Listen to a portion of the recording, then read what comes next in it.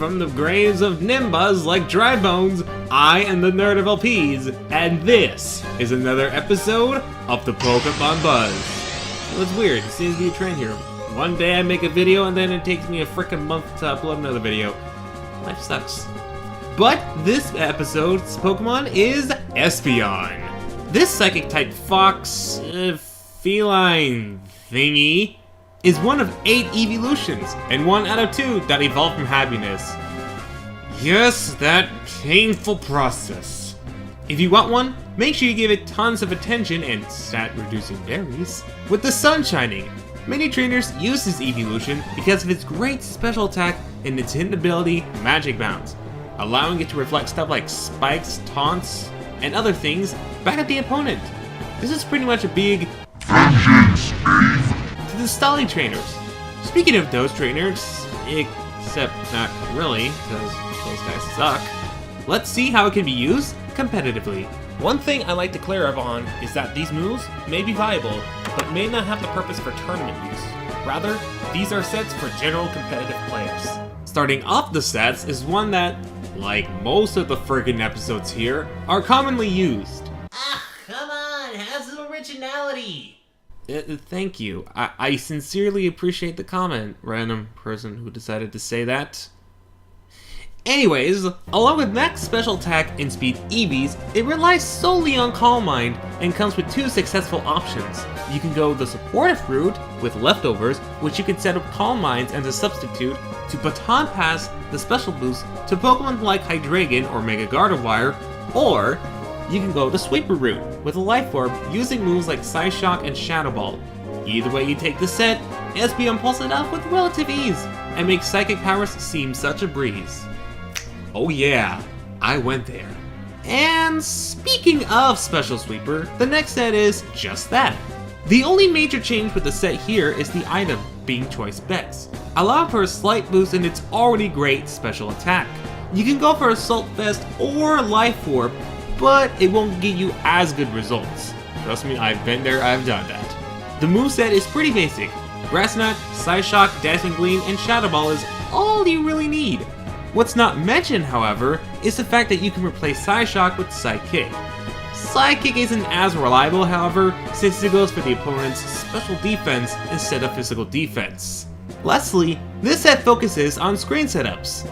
That means light screen and reflect while holding the light glade for those people who don't know fancy Pokemon terms. Hey, we ain't that stupid! You'll need to maximize Espeon's special defense and speed, as they'll need to be quick on setting up and be able to take a couple physical hits. Along with the 2 main moves, it is your best interest to either Baton Pass or Yawn. Yawn has more priority, since it forces the opponent to switch before the sleep starts to kick in. You can also use Wish or Heal Bell for fully supportive Espeon, or Psychic to deal some damage while on the field. Wait, that's only 3 sets. Oh no, people are not gonna like this episode at all. What am I gonna do? Well, that's convenient. Surprised you, didn't I? Of course, there can't be Espeon without Umbreon. Fun fact, Umbreon is my second favorite evolution, right behind Jolteon. While it does share the same painful, despiseful friendship evolution. Why is that a thing? It's totally worth it, because of its high defense and special defense. It's popular not only for these stats, but also for its ability Synchronize.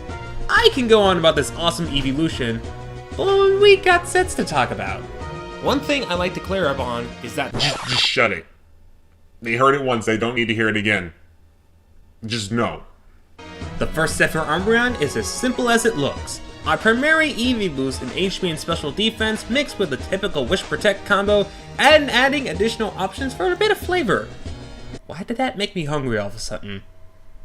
Anyways, Heal Bell is a great option for Umbreon since it can remove synchronized stats conditions like Burn as a way for payback. You know, for all those trolley trainers. Foul Play, Toxic, or Moonlight can fill the last slot greatly. Unfortunately, this is the last set I can do for Umbreon. due to its slight slack of moves. It's not as bad as Noctow's. Gosh, that Pokemon. This one, I've made and used entirely on my own, and it works wonders if done right. The basic idea is to set up as many curses as possible, while throwing in a few yawns to force the opponent to switch. Once you feel that you've done enough setting up, the real fun begins. Because of all those curses you set up, it's almost guaranteed that the opposing Pokemon will attack before you. If it does, and it actually does damage to you, strike back with payback, for additional damage for being attacked first on top of stab. Of course, you're gonna want to heal occasionally, so you want to pack a healing move like Wish or Rest. Trust me, this is evil, but pure genius. Thank you for watching this episode of the Pokemon Buzz. I know it's been quite a while since I had another one of these, but that is because a new job that I've started, and school, and new video games as per usual. But I want to keep this going, but not on a weekly basis because of life constraints, so I'm going to narrow it down to like 2 to 3 weeks per episode, just so that way I can get life done at the same time with Pokemon Buzz as well as the channel. Speaking of which, you can go ahead and check out my channel in the description below, as well as subscribe to Nimbuzz and give us a like. Until the next time, you guys, keep training to be the best for another 3 weeks.